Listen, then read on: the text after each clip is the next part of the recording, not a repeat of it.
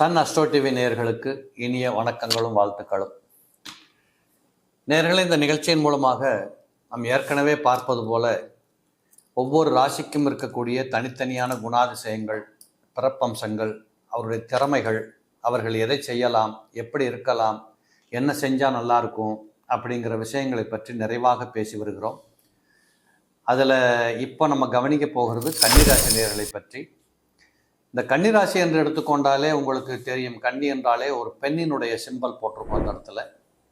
அந்த ராசி என்றாலே அர்த்த திரிகோணத்தின் இரண்டாவது ராசி அப்படின்னு சொல்லக்கூடியது. அப்போ இதில் பார்த்தீங்கன்னா காலபுருஷனுக்கு 6ஆம் இடமாக வரக்கூடியது. இந்த காலபுருஷனுக்கு 6ஆம் இடமாக வருகிற காரணத்தால் இது கொஞ்சம் உழைப்பாற்றலை பற்றி பேசக்கூடியது. ஆனால் அதனுடைய தத்துவம் என்னவென்று கேட்டீர்களானால், அந்த இடமாகப்பட்டது ஒரு மண் தத்துவத்தை சார்ந்திருக்கிற காரணத்தினால இந்த கன்னியில் பிறந்தவர்கள் எப்போதுமே இயல்பானது ஒரு வாழ்க்கை வாழணும் அப்படின்னு ஆசைப்படுவாங்க.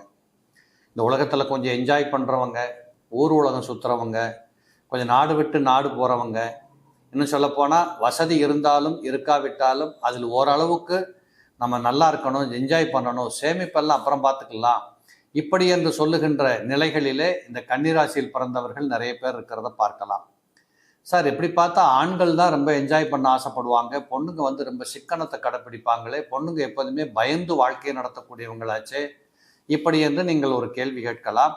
ஆனால் இந்த காலத்தில் அப்படியெல்லாம் பொண்ணுங்களில் எல்லாருமே ஜாலியாக என்ஜாய் பண்ணக்கூடிய தன்மையில் தான் நம்ம இருக்கிறோம்.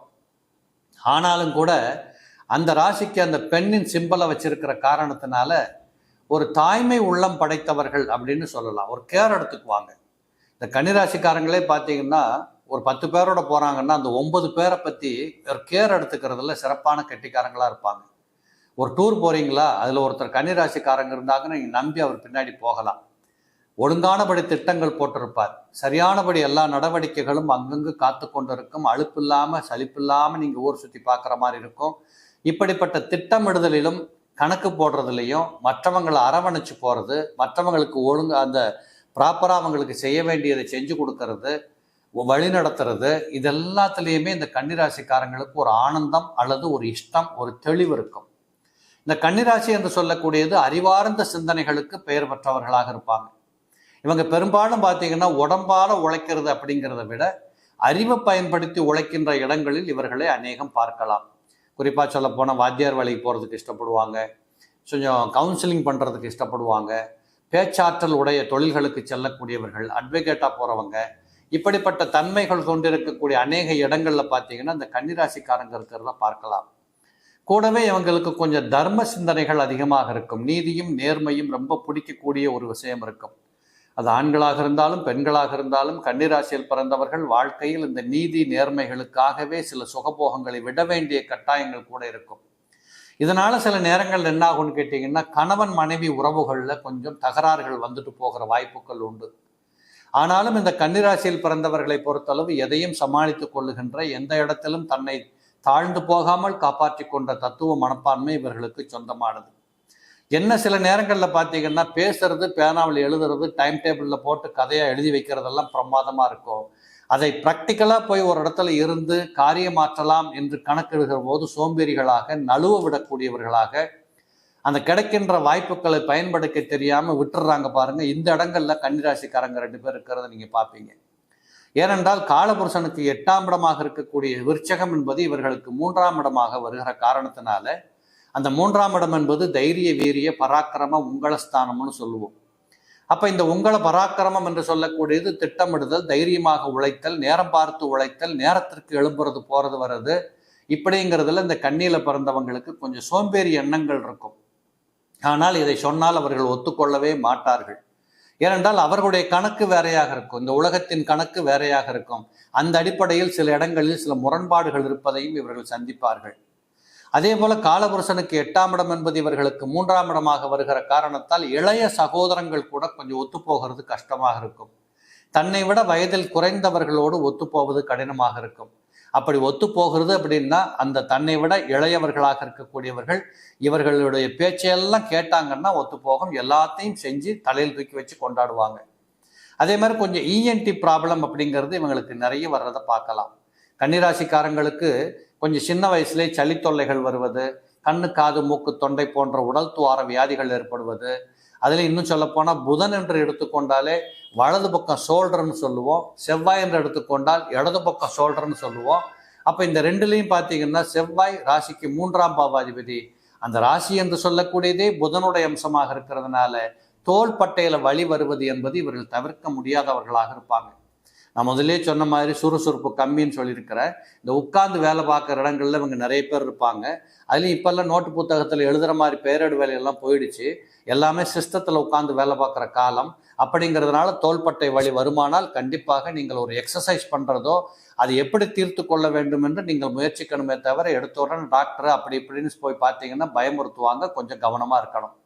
கொஞ்சம் உடற்பயிற்சி எக்ஸசைஸ் பண்ணிக்கோங்க, நல்லா இருப்பீங்க. கன்னிராசியில் பிறந்தவர்கள் பெண்கள் ஆண்கள் யாராக இருந்தாலும் தங்களை நீங்கள் ஒரு முறுக்கா வச்சுக்கிறது அப்படிங்கிறதுல கவனம் செலுத்தணும். நாகரிகமாக சொல்ல போனால் சாதாரண உடை அணிந்தாலும் நீங்கள் அழகுடையவர்களாக இருப்பீங்க. மற்றவர்களின் பார்வையில் உங்களுக்கு அழகு லட்சணங்கள் மிளறக்கூடிய தன்மைகள் உங்களுக்கு உண்டு. அதே போல் இந்த கன்னியில் பிறப்பவர்களை பொறுத்தளவு சாதாரணமாக செலவு பண்ண மாட்டாங்க. செலவு பண்ணணும்னு முடிவு பண்ண ரொம்ப திருப்திகரமாக செலவு பண்ணுவாங்க. அதாவது எப்படின்னு கேட்டிங்கன்னா, ரொம்ப நாள் சேர்த்து வச்ச பணத்தை ஒரு நாளில் செலவு பண்ணுறாங்க பாருங்க. இப்படிப்பட்ட தன்மைகள் எல்லாம் இந்த கன்னிராசிக்காரங்களுக்கு வர்றதை நீங்கள் பார்க்கலாம். இந்த கன்னிராசிக்காரங்க பெரும்பாலும் பார்த்தீங்கன்னா உறவுகளோடு அதிகமாக ஒட்டுறதில்லை. யாரென்று தெரியாதவர்கள், அந்நியர்கள், அந்நிய ஜன இன மத மொழி என்று சொல்லக்கூடிய மாற்று வர்க்கம் சார்ந்தவர்கள், வெளிநாட்டவர்கள், தூர தேசத்தவர்கள், இப்படிப்பட்டவர்களோடு ஒட்டி கொள்ளுகின்ற வாய்ப்புகள் அதிகமாக உண்டு. அதிலையும் இந்த கன்னிராசியில் பிறந்தவர்கள் கன்னி லக்னத்திலும் பிறந்திருந்து நீங்கள் ஒருவேளை ஆடி ஆவணி மாதத்தில் பிறந்திருப்பீர்களானால் அநேகம் பேர்களுக்கு வெளிநாடுகளில் போய் உட்கார்ந்து வாழ்றதுக்கான சம்பாத்தியமே உங்களுக்கு கிடைக்கும். வெளிநாட்டுக்கு வேலைக்கு போகணுன்ட்டு போயிட்டு அங்கே ஒரு சிட்டிசன் ஆகிட்டா எப்படி இருக்குமோ இப்படிப்பட்ட தன்மைகள் கூட உங்களுக்கு வருவதற்கு வாய்ப்புகள் உண்டு. அதே போல உங்களை பொறுத்தளவு 4ஆம் பாவாதிபதியாக இருக்கக்கூடியவர் தான் காலபுருஷனுக்கு 9ஆம் பாவாதிபதி. அறிவு திறமைன்னு நான் சொல்லியிருந்தேன். நல்ல கல்வி படிக்கக்கூடிய தகுதி கிடைக்கும். ஏழை பிள்ளைகளாக இருந்தாலும் கூட கண்டிப்பாக படிப்பு என்பதுக்கும் உங்களுக்கு நல்லா வரும். அதே மாதிரி நல்ல வசதியான குடும்பத்தில் உங்கள் அப்பா அம்மா உங்களுக்கு படிப்புக்காக எவ்வளவு வேணாலும் செலவு பண்ண தயாரான குடும்பத்தில் பிறந்தவர்களாக இருப்பீங்க. ஆனால் படிப்பை ஓரளவுக்கு விட்டுட்டு உங்களோட சுய அறிவு, சொந்த அறிவு, நாகரிகம், உலக அறிவு இப்படிப்பட்ட தன்மையை நோக்கிய பயணங்கள் உங்களுக்கு அதிகமாக இருக்கிறதை உங்கள் பெற்றோர் புரிந்திருப்பார்கள். பெரும்பாலும் இந்த கண்ணியில் இருக்கக்கூடியவங்களை பார்த்தீங்கன்னா குலதெய்வ வழிபாடு, சொந்த ஊர்களோட டச் வச்சுக்கிறது, இதுவும் ஒரு பக்கம் உண்டு. நான் சொன்ன வெளிநாட்டுக்கு போய் செட்டில் ஆனாலும் கூட இந்த உள்ளூரில் எங்கேயாவது ஒரு கோயிலுக்கு பக்கத்தில் ஒரு 1/2 ஏக்கர் லேண்ட் வச்சுருந்தேன் சார், ஒரு ஞாபகத்துக்கு வச்சுருக்கேன், இப்படின்னு அந்த பூர்வீகத்தை மறக்காமல் இருக்கக்கூடிய தத்துவமும் உங்களுக்கு உண்டு. இயற்கை சூழலை ரசிக்கக்கூடியவர்கள் இந்த கன்னியில் பிறந்த நிறைய பேர்களை பார்க்கலாம்.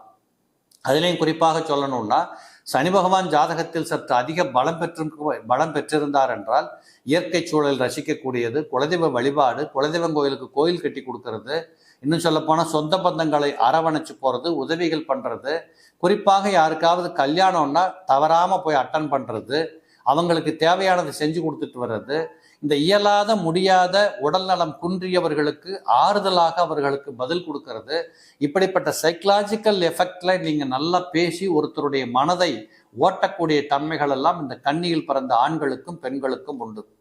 அது மட்டும் இல்லாமல் இந்த கன்னியில் பிறந்தவர்கள் பெரும்பாலும் பார்த்தீங்கன்னா அறிவார்ந்த கணவனை, அறிவார்ந்த மனைவியை விரும்புறதில்லை. எங்க அறிவுக்கு போட்டி வந்துருமோங்கிற ஒரு அச்ச மனப்பான்மைகள் இங்க இருக்கிறத நீங்கள் பார்க்கலாம்.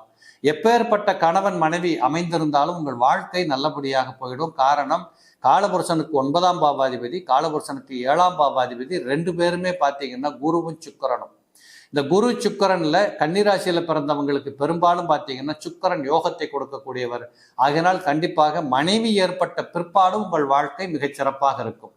அல்லது மனைவி பெண்ணுக்கு கணவன் வந்த பிற்பாடு, திருமணத்திற்கு பிற்பாடு வாழ்க்கையில் சாதனைகள் பெருசாக இருக்கக்கூடியதெல்லாம் உண்டு. இன்னும் சொன்னால் பிள்ளைகளை பெற்றுக்கிட்டீங்கன்னா இன்னும் உங்களுக்கு ஒருபடி உயர்வான வாழ்க்கை தரம் எல்லாம் வருவதை நீங்கள் பார்க்க முடியும். பெரும்பாலும் பார்த்தீங்கன்னா இவங்க அரசாங்கத்தோடு ஒத்து போகிறதோ இல்லை அரசாங்க அலுவலர்கள் போய் அரசாங்க வேலையை பார்க்க போகிற இடத்துல சண்டை போட்டு வந்துடுறது, இப்படிங்கிறதெல்லாம் சில பேர் பண்ணிடுவாங்க. அதனால இந்த கன்னிராசிக்காரங்க பெரும்பாலும் பார்த்தீங்கன்னா ஒரு ரேஷன் கார்டு மாற்றணும்னா கூட ரொம்ப தடுமாறுவாங்க. ஒரு பேங்க்குக்கு போய் ஒரு செக் புக்கை வாங்கணும்னா கூட ரொம்ப யோசிப்பாங்க. ஒரு பப்ளிக்கான இடங்கள்ல போய் உட்கார்ந்து பேசி ஒரு விஷயத்தை செய்யறதுல கொஞ்சம் வீக்காக தான் இருப்பீங்க. ஏனென்றால் அங்கெல்லாம் உங்க பேச்சை கேட்க மாட்டாங்க, அவங்க பேச்சை நீங்க கேட்க வேண்டியது இருக்கும். அதே போல பெரும்பாலும் பார்த்தீங்கன்னா கன்னிராசியில பிறந்தவர்களுக்கு ஏதோ ஒரு வகையில் பூர்வீகத்தின் அம்சம் சற்று கூடவே இருக்கும். எப்படி ஒரு வசதியான வீட்டில் பிறக்கக்கூடியவங்க இருக்காங்க, அல்லது ஒரு நல்ல பெயர் புகழ் போன ஒரு வீட்டில் பிறக்கிறவங்க இருக்காங்க, இல்லை ஒரு ஃபேமஸான ஒரு நபருக்கு மகளாக பிறக்கக்கூடியவங்க இருக்காங்க. இப்படி இந்த கன்னியில் பிறந்தவர்களுக்கு எப்பொழுதுமே பார்த்தால் தான் யாரென்று சொல்லிக் கொள்வதிலே ஒரு பெருமை சேர்க்கின்ற பின்புலம் என்பது அவர்களுக்கு இருக்கும். அதே போல் அந்த கன்னியில் பிறந்தவங்க பார்த்தீங்கன்னா பெரும்பாலுமே எங்கேயாவது பார்த்தீங்கன்னா ஒரு நகர்ப்புறங்களில், அதுவும் ஒரு ஓப்பன் பிளேஸில், இப்போ இவங்களோட வீடை செக் பண்ணி பார்த்தீங்கன்னா அந்த வீட்டுக்கு பக்கத்தில் ஒரு வெட்ட வழி இருக்கும், ஒரு பெரிய சாக்கடை கால்வா போகும், இல்லை ஒரு ஆற்று தண்ணி போகிற மாதிரி இருக்கும், ஒரு பள்ளம் இருக்கும், இவங்க வீடு மேட்டில் இருக்கும். இப்படிப்பட்ட தன்மைகளோடு கூடிய இடங்களில் பிறப்பவர்களும் உண்டு. இன்னும் சொல்லப்போனால் இவருடைய விருப்பங்களே ஆற்றங்கரையில், ஆற்றோரங்களில், இப்படிப்பட்ட கவித்துவம் படைத்திருக்கக்கூடிய இடங்களில் தான் இவர்கள் வாழ விரும்புவார்கள். இன்னும் சொல்லப்போனால் இந்த கன்னியில் பிறப்பவர்களுக்கு தூரத்து பயணங்கள் ரொம்ப பிடிச்சதாக இருக்கும். அதுலேயும் ஒரு குறிப்பிட்ட லெவலில் ஒரு சைஸாக போகணும்னு ஆசைப்படுவாங்க. ஃபர்ஸ்ட் கிளாஸில் டிக்கெட் போடணும், என்ஜாய் பண்ணி தான் வாழ்க்கையை கழிக்கணும், என்ன சேமித்து வச்சு என்ன பண்ண போகிறோம் இப்படிங்கிறது இருக்கும். அதாவது நார்மலாக ஒரு பெற்றோராக இருக்கக்கூடியவர்கள் பிள்ளைகளின் வாழ்க்கைக்காக வாழுகின்ற ஒரு பாதுகாப்பை கருதி செலவுகள் பண்ணுவாங்க. ஆனால் கன்னிராசியில் பிறந்திருக்கக்கூடியவர்கள் தங்களுடைய வாழ்க்கையை முன்னிலைப்படுத்தி பிள்ளைகளுக்கு இருக்கிறத கொடுப்போம், அதுக பொழைச்சிக்கும் அப்படிங்கிற தத்துவத்தை விரும்பக்கூடியவர்களாக இருப்பாங்க. அதே போல கன்னியில் பிறப்பவர்கள் நான் முதலே சொன்ன மாதிரி அறிவார்ந்த விஷயங்கள் இருக்கக்கூடிய இடத்துல எழுத்தாளர்கள், படைப்பாளர்களாக இருப்பாங்க. இந்த இப்போ கம்ப்யூட்டர் கம்பெனியில் வேலை பார்க்கறதுல கூட பார்த்தீங்கன்னா ப்ரோக்ராம் ரைட்டர்ஸ் இருக்காங்க, கதை எழுதுறவங்க, கற்பனை பண்ணுறவங்க, ஓவியம் வரைகிறவங்க, இப்படிப்பட்ட நிறைய தன்மைகள் இருக்கக்கூடியவங்க இருப்பாங்க.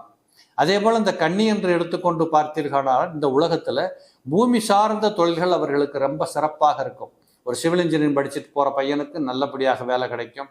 ஆர்கிடெக்ட் படிக்கக்கூடிய பிள்ளைகள், அதுபோல் கட்டட சம்பந்தப்பட்ட தொழில்துறைகள் இறங்கக்கூடியவங்க, ரியல் எஸ்டேட் பண்ணக்கூடியவங்க, இப்படிப்பட்ட நிறைய பேரை பார்த்தீங்கன்னா கன்னிராசியில் இருக்கக்கூடியவங்க பார்க்கலாம். அதுலேயும் குறிப்பாக கன்னிராசியில் அஸ்த நட்சத்திரத்தில் பிறந்த பிள்ளைகள் கட்டிட நுணுக்க கலை அம்சத்தை விரும்பக்கூடியவர்களாக இருப்பாங்க. சித்திரையில் பிறக்கக்கூடியவர்கள்லாம் பார்த்தீங்கன்னா ரியல் எஸ்டேட்டு, பூமி இதை வாங்கி விற்கிறவங்களாக இருப்பாங்க. விவசாயம் பண்ணுவாங்க. ஆட்டுப்பண்ணை, மாட்டுப்பண்ணை, கோழிப்பண்ணை இதெல்லாம் விரும்பி நடத்தக்கூடிய பங்களிப்பெல்லாம் இவங்களுக்கு வரும். இப்படி இந்த கன்னியில் பிறப்பவர்களுக்கு வாழ்க்கை என்பது இப்படிப்பட்ட தன்மைகளை கொண்டதாக இருக்கும். எப்பொழுதுமே கொஞ்சம் தர்மம், நீதி, நேர்மை இதை நிலைநாட்டக்கூடியவங்க. லஞ்சம் கொடுத்து ஒரு வேலை பார்க்கணுன்னா வேண்டான்ட்டு வந்துடுவாங்க. இப்படிப்பட்ட தன்மைகள் எல்லாம் இந்த கன்னியில் பிறந்தவர்களுக்கு உண்டு. ஆக இந்த கன்னிராசிக்காரங்களை பொறுத்தளவு நான் முதலே சொன்ன மாதிரி ஆண்கள் பெண்கள் யாராக இருந்தாலும் பார்ப்பதற்கு, ரசிப்பதற்கு, பழகுவதற்கு ரொம்ப இனிமையா இருப்பாங்க. கொஞ்சம் ஜாலியாக இருக்கணும்னு ஆசைப்படுறதுனால வாகன விரும்பிகளாக இருப்பாங்க. இன்னும் சொல்ல போனால் கன்னியில் பிறந்திருந்து கடகத்தில், ஒரு விருச்சகத்தில், மீனத்தில் கிரகம் இருக்கும்படி இருந்துருச்சுன்னா கண்டிப்பாக நீங்கள் சைக்கிள் கூட இல்லாத வீட்டில் பிறந்த குழந்தையா இருந்தாலும் உங்கள் வாழ்க்கையில் நீங்கள் கார் ஓட்டுவீங்க, எழுதி வச்சுக்கோங்க. அதே மாதிரி விருச்சகத்தில் இருக்கும்படியாக இருந்தால் நீங்கள் பெரும்பாலும் பார்த்தீங்கன்னா இந்த விவசாயம் சார்ந்த துறைகள் சம்பந்தப்பட்ட பணியிடங்களில் ஒர்க் பண்ணுறவங்க, ஆராய்ச்சி பண்ணுறவங்க, அது சம்பந்தப்பட்ட இயந்திரங்களை உருவாக்கி தரக்கூடிய இன்ஜினியரிங் போகிறவங்க, இப்படிப்பட்ட ஃபீல்டில் போய் ஜொலிக்கக்கூடியவங்களாம் இருக்கிறாங்க. இந்த மீனம் என்று சொல்லக்கூடியதில் இருக்கக்கூடியது பெரும்பாலும் மீனத்தில் கன்னியில் பிறந்த கன்னிராசிக்காரங்களுக்கு மீனத்தில் ஒரு கிரகம் இருக்கும்படியாக இருந்தால் கட்டாயம் அந்த நபர்கள் இந்த உலகத்தில் கடல் தாண்டிய பயணத்தை நிச்சயம் செய்திருப்பார்கள். அப்படிப்பட்ட வாய்ப்புகள் நிறைய உண்டு. அதிலும் குறிப்பாக கன்னிராசிக்காரங்களுக்கு தாத்தா பாட்டி இவர்களோடு இணைந்து வாழுகின்ற அந்த அம்சங்கள் பெரும்பாலும் அமையிறது கம்மி. பெரும்பாலும் பார்த்தீங்கன்னா ஏதாவது ஒரு சைடு தாத்தா பாட்டி இருப்பாங்க, ஒரு சைடு தாத்தா பாட்டியை பார்க்க முடியாமையே போகிற பழக்கங்கள் கூட இந்த கன்னிராசியில் பிறந்திருக்கக்கூடிய பிள்ளைகளுக்கு கிடைக்கும்.